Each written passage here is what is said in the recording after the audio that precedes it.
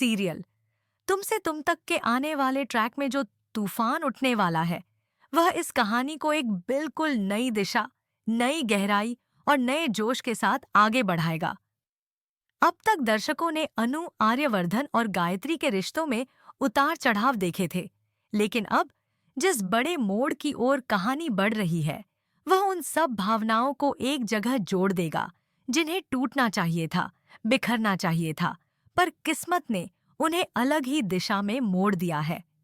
अब वह क्षण आ चुका है जब गायत्री और अन्नू आमने सामने होंगी, और यह मुलाकात सिर्फ दो व्यक्तियों की नहीं होगी। यह दो आत्माओं, दो किस्मतों और दो पुरानी कथाओं का संगम होगी। आर्यवर्धन, जिन्हें सभी आर्य कहते हैं, अपनी जिंदगी में हमेशा संतुलन बनाए रखते आए हैं। वह भावुक जरूर हैं, लेकिन भावनाओं के बहाव में बहने वाले इंसान नहीं। परंतु जब बात अन्नू और गायत्री की आती है, तो उनका दिल कुछ अलग ही धड़कने लगता है। वह जान गए थे कि एक न एक दिन उनकी माँ गायत्री को अन्नू से मिलना ही होगा, क्योंकि गायत्री ने उनके मुंह से अन्नू की इतनी प्रशंसा सुनी थी कि उनका धीरज जवाब दे रहा था। उन्हें लगता था कि अन्नू कोई साधारण लड़की नहीं, बल्कि कोई ऐसी आत्मा है जिससे उनका वर्षों पुराना रिश्ता रहा हो, एक रिश्ता जिसे शायद वे भूल चुकी थीं या जिसे उन्होंने समय के साथ दफना दिया था।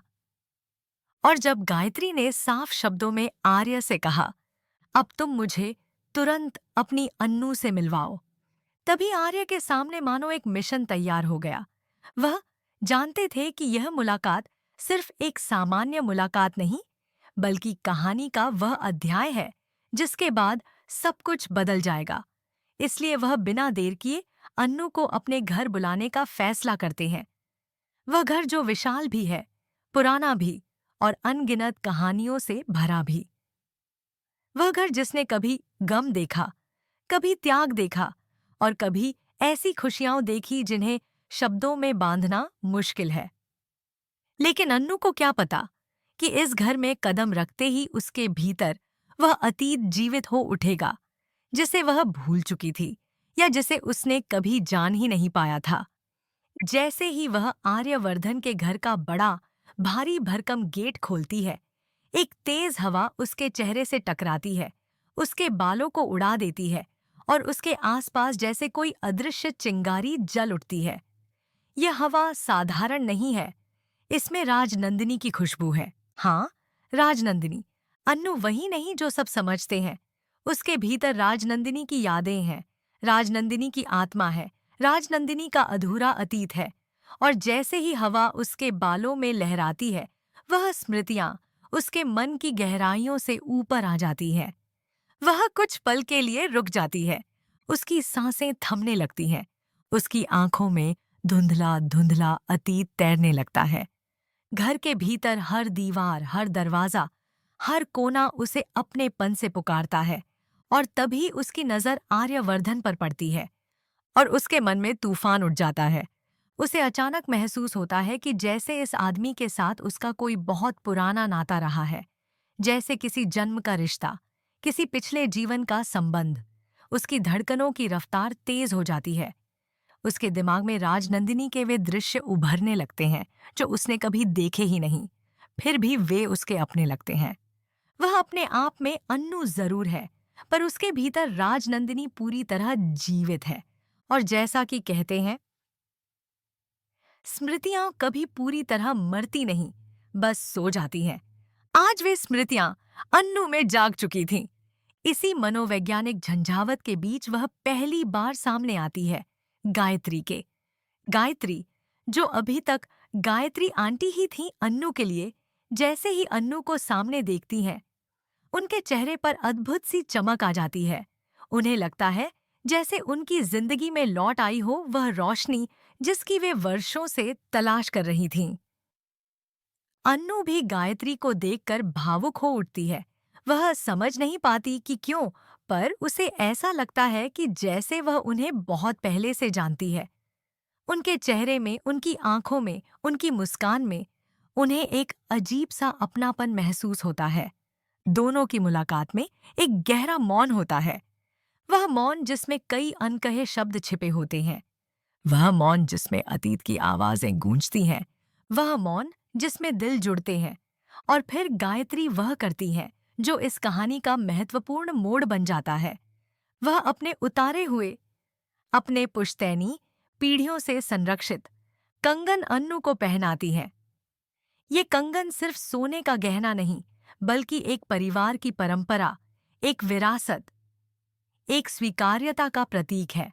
और जब गायत्री उन्हें अन्नू के हाथों में पहनाते हुए कहती है, यह तुम्हारे लिए शगुन है, आर्य और तुम्हारे भविष्य के लिए, अन्नू का दिल कांप उठता है। वह एक पल को डर जाती है। उसे खुशी भी होती है, पर भय भी, क्योंकि वह जानती है कि अब उसके सामने सबसे बड़ा प्रश्न खड़ा है। उसके माता पिता, उसके परिवार की चिंता उसे घेर लेती है। पुष्पा, रानी और शर्मा जी क्या कहेंगे? वे कैसे इस रिश्ते को स्वीकार करेंगे? चांदनी चौक जैसे इलाके में इतनी उम्र के अंतर वाली शादी क्या स्वीकार की जाएगी? वह खुद को सोचते हुए बेचैन महसूस करती है। लेकिन तब गायत्री उसे आश्वस्त करती है, यह जिम्मेदारी मेरी है। तुम्हें किसी बात की चिंता करने की कोई जरूरत नहीं। मैं खुद तुम्हारे परिवार से बात करूंगी। इस एक वाक्य ने अन्नू के मन का आधा बोझ उतार दिया। इसके बाद कहानी चलती है उस निर्णायक क्षण की ओर, जब गायत्री और आर्यवर्धन दोनों मिलकर अन्नू के माता पिता से मिलने उनके घर जाते हैं। चांदनी चौक की गलियों में उनकी कार जैसे ही रुकती है, मोहल्ले में हलचल सी शुरू हो जाती है। लोग झांकते हैं, खिड़कियां खुलती हैं, किवाड़ चरमराते हैं। यह दृश्य किसी बड़े फैसले, बड़े बदलाव का संकेत देता है। घर में पुष्पा, रानी और शर्मा जी सामान्य दिन की शुरुआत में व्यस्त होते हैं, लेकिन जैसे ही वे देखते हैं कि उनके दरवाजे पर आर्यवर्धन और गायत्री खड़े हैं, उनका दिल धड़क उठता है। जब गायत्री प्रस्ताव रखती है कि वह अन्नू को आर्य की पत्नी बनाना चाहती है, तो पूरा घर जैसे किसी तूफान की गिरफ्त में आ जाता है। पहले तो घर में भगदड़ मच जाती है। इतनी उम्र का अंतर, इतनी बड़ी लाइफस्टाइल का फर्क, इतना बड़ा सामाजिक अंतर। मोहल्ला क्या कहेगा, रिश्तेदार क्या कहेंगे, लोग हंसी उड़ाएंगे, बातें बनाएंगे। चांदनी चौक में इस तरह की बात फैलते देर थोड़ी लगती है, पर तभी कहानी उस दिशा में बढ़ती है जो किस्मत ने लिख रखी है। क्योंकि जो किस्मत में लिखा होता है उसे कोई मिटा नहीं सकता। और किस्मत में लिखा है आर्य और अन्नू का मिलन। कितना भी विरोध हो, कितना भी हंगामा हो, लेकिन इन दोनों की शादी होकर रहेगी। यह शादी सिर्फ एक रस्म नहीं होगी, यह दो आत्माओं का संगम होगी। यह अन्नू की राजनंदिनी वाली पहचान को नया अध्याय देगी। यह अतीत और वर्तमान को जोड़ देगी। और अब दर्शक तैयार हो जाएं, एक शानदार, धमाकेदार, भावनाओं से भरी, दिल को झकझोरने वाली शादी देखने के लिए। आर्य और अन्नू की प्रेम कहानी अब एक नए मुकाम पर पहुंच चुकी है। और यदि आपको यह विस्तारित लेख पसंद आया हो, तो एक लाइक बनता है।